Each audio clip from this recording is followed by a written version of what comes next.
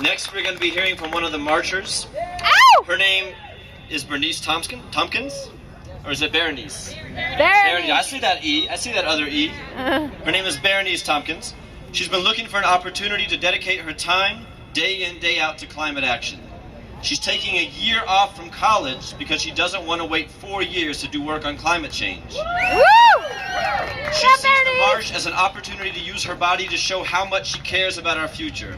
And as she has walked, she's learned how many of us are united in this love and commitment. Would you please make some noise for Berenice? Woo!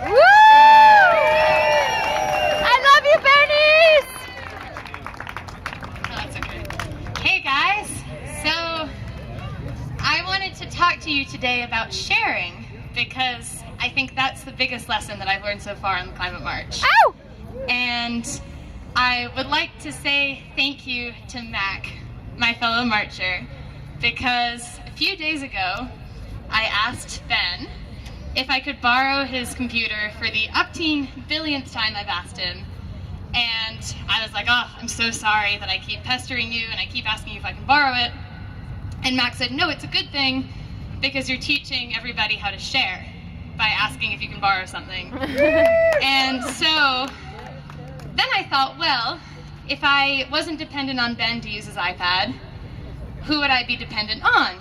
I'd be dependent on Apple, and I'd have to have an iPad of my own, so I'd have to buy one, and I'd be dependent on the sweatshop labor that Apple uses, and I'd be dependent on conflict minerals and a whole ton of violence that's happening via war crimes in the Congo right now for the battery of that iPad, and I'd be dependent on a whole lot of fossil fuels for the extraction of the resources that go into making it, and I'd be dependent on a whole lot of waste that happens in its production too. And instead I'm just dependent on my friend Ben. And I'd so much rather be dependent on Ben. And so by learning how to be dependent on each other, which is something really major that we've been doing throughout the Climate March, we've all been getting rid of as much as we can and learning not to live with less but to thrive and be even happier with less. Woo! And we've all learned how to ask for help and how to ask to share things, which I think is something certainly that I struggle with and that our society doesn't teach us is a very easy thing to do. And by being dependent on each other, we get closer. We develop these really, really beautiful relationships with one another and with our local communities. And we take away the relationships that we don't want to have, that we have with Shell and with Exxon and with the Koch brothers. And this is what, for instance, transition towns do. They localize dependence. They make it so that we know and can develop beautiful and meaningful relationships with people around us, with our farmers, with the people who produce our clothes and food. And we don't have to have those faraway relationships with these really horrible extractive processes that we don't want.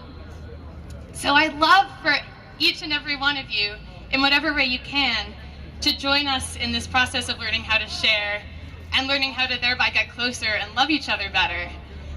And in the process, we can take away those relationships that we don't want with Exxon, with those who are investing in the Keystone Pipeline, with everything that we don't want to support through consumption.